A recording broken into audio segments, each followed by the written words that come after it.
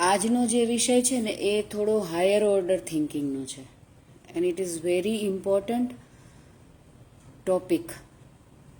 એ topic છે કે તમે ભૂતકાળમાં કોઈ ભૂલો કરી હોય, એ ભૂલનો તમને હજુ સુધી અફસોસ થતો હોય, you have not get over તમે ના કર્યું હોય, તો એ વસ્તુની સાથે તમે કઈ રીતે ડીલ કરી શકો. તો આ જે વસ્તુ છે એને આપણે જરા ડિટેલમાં સમજીશું. એક પછી એક લેયર્સ એના ઓપન થશે.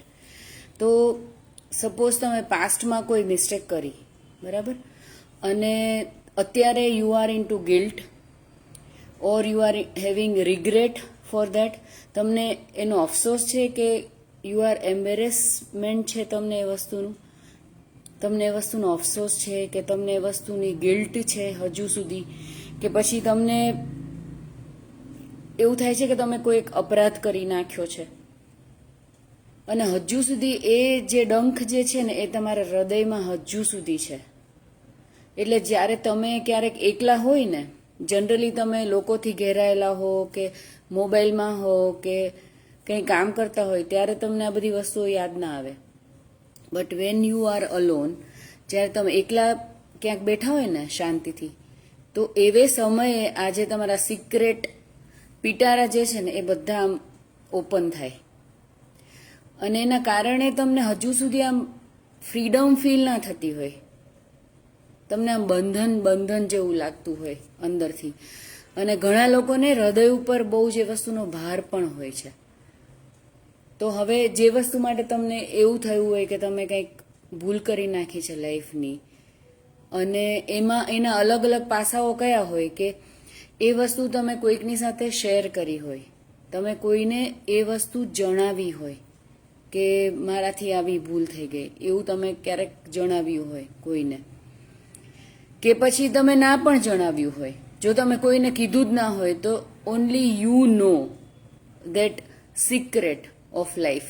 અને ઘણા લોકો આવા કેટલા બધા સિક્રેટ્સ એમના હૃદયમાં ભંડારીને મૂકી રાખ્યા હોય છે. ઘણા લોકોએ, મેં જોયા છે આવા લોકો. અને એના કારણે શું થાય કે એમની હેલ્થ ઉપર અસર થાય. અથવા તો બીજી વસ્તુ કે એ લોકો સેલ્ફ સબોટાજ મોડમાં જાય.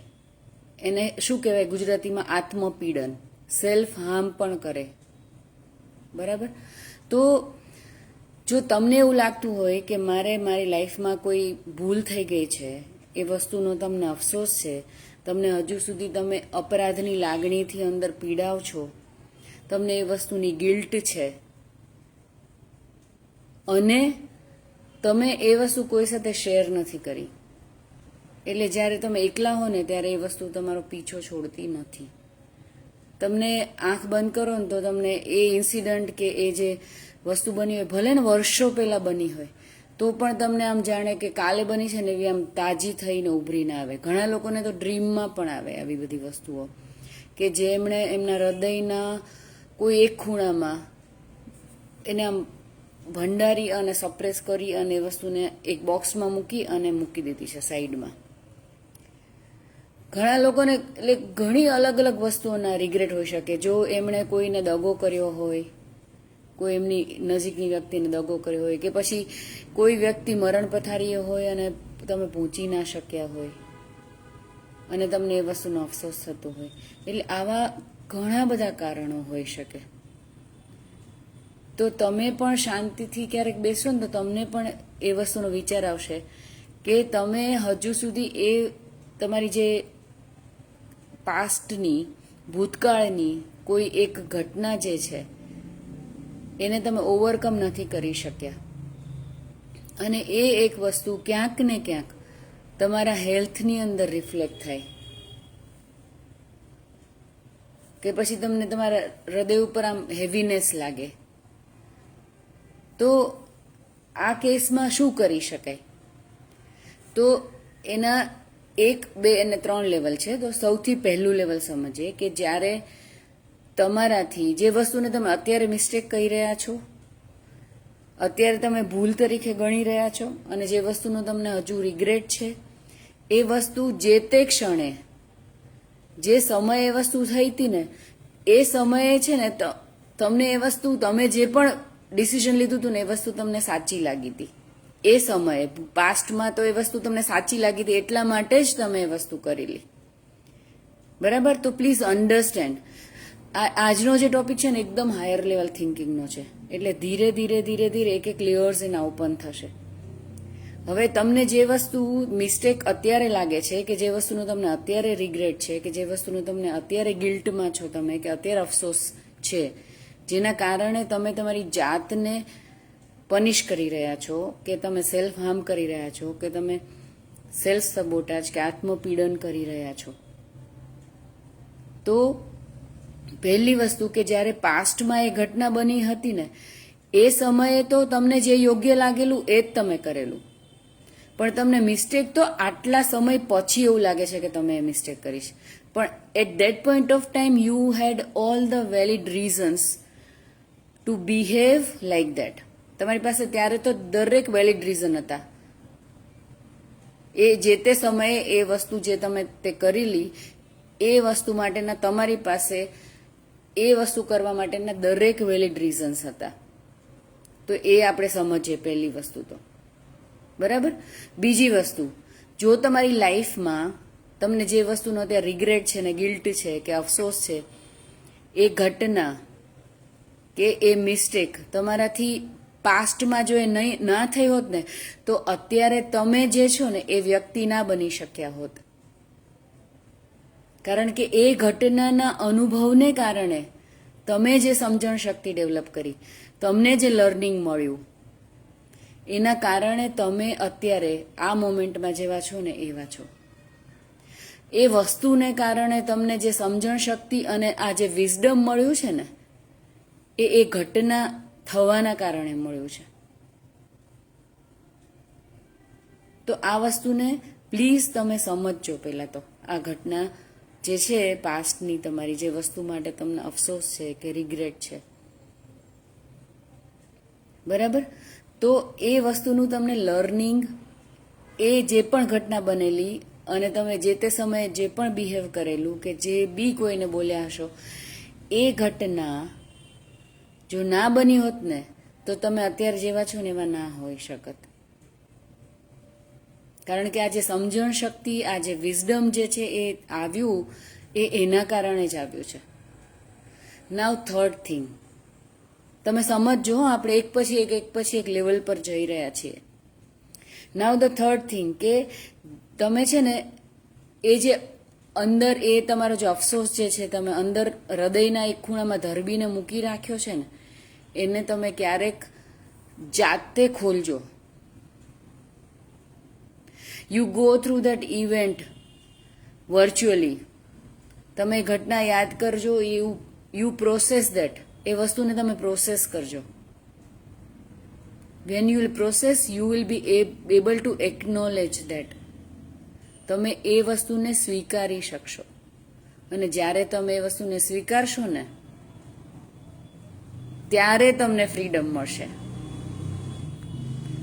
તમે ફક્ત એને એક બોક્સમાં મૂકી અને સપ્રેસ કરીને ખૂણામાં, હૃદયના એક ખૂણામાં સંઘરીને રાખશો ને એમાં ફ્રીડમ નહીં મળે. અને મેં તો કેટલા બધા લોકો સાથે 1 to 1 કામ કર્યું છે, તો દરેક વ્યક્તિના કંઈક ને કંઈક સિક્રેટ્સ તો હોય જ છે, બરાબર? અને એ સિક્રેટના કારણે લોકોને કેટલા બધા ફિઝિકલ પ્રોબ્લેમ્સ થતા હોય છે, કેટલા બધા ઇશ્યુઝ થતા હોય છે. કારણ કે એ વસ્તુનો જે એમના મગજ ઉપર અને હૃદય ઉપર ભાર હોય છે ને એ બધી જ વસ્તુ એમની હેલ્થમાં રિફ્લેક્ટ થતી હોય છે. તો યુ પ્લીઝ, એનું સોલ્યુશન શું છે? પહેલી વસ્તુ સમજણ શક્તિ, and second thing is wisdom, and third thing is how to process it. એ ઘટનાને તમે કઈ રીતે પ્રોસેસ કરી શકો તમારા મગજમાં અને તમારા ફિલિંગ્સમાં, તમારા ઇમોશન્સમાં, તમારા હૃદયમાં. અને જ્યારે પ્રોસેસ કરશો ને અને સ્વીકારશો ને એ વસ્તુને, at that point of time you will get relief. At that point of time you will get freedom from that thought. Or freedom from that event જે 5 વર્ષ 10 વર્ષ 15 વર્ષ 20 વર્ષ 30 વર્ષ 40 વર્ષ પહેલાં બની છે. એ ઘટના જે તમને હજુ પણ જ્યારે તમે એકલા હો ને ત્યારે તમને એ ઘટના જાણે કાલે બની હોય ને એટલી જ તાજી લાગે છે. So please process this kind of emotions and acknowledge that. એ ઇમોશનને તમે સ્વીકારજો, અને એક વખત જો તમને આ સ્વીકાર ભાવ આવશે ને ત્યારે તમે એમાંથી ફ્રી થઈ શકશો, મુક્ત થઈ શકશો, અને પછી તમે એકદમ હળવા ફૂલ જેવા, આમ ફૂલ કેવું હળવા ફૂલ જેવા થઈ જશો. You will be able to feel that lightness. હવે મને ખબર નથી કે આજનો ટોપિક જે છે એ કેટલા લોકોને હેલ્પફુલ થશે, પણ મને એવું થયું કે હું આ ટોપિક ઉપર વિડીયો બનાવું એટલા માટે મેં બનાવે છે. કારણ કે આઈ નો કે દરેક વ્યક્તિનું કંઈ ને કંઈ સિક્રેટ તો એમના હૃદયમાં હશે જ, કોઈ એક ખૂણામાં પડેલું. અને એક સિક્રેટ જ્યારે એ વ્યક્તિ એકલો હોય ને ત્યારે એને આમ જાણે કે એના કાળજાને કોરી ખાય ને એવું એ માણસ ફીલ કરતો હશે. તો આઈ હોપ કે આ જે બહુ જ સિનિયર લેવલનો કોન્સેપ્ટ જે છે, બહુ જ હાયર ઓર્ડર થિંકિંગ છે, જેને માટે બહુ જ સમજણ શક્તિ અને બહુ જ વિઝડમ માંગી લે એવો ટોપિક છે.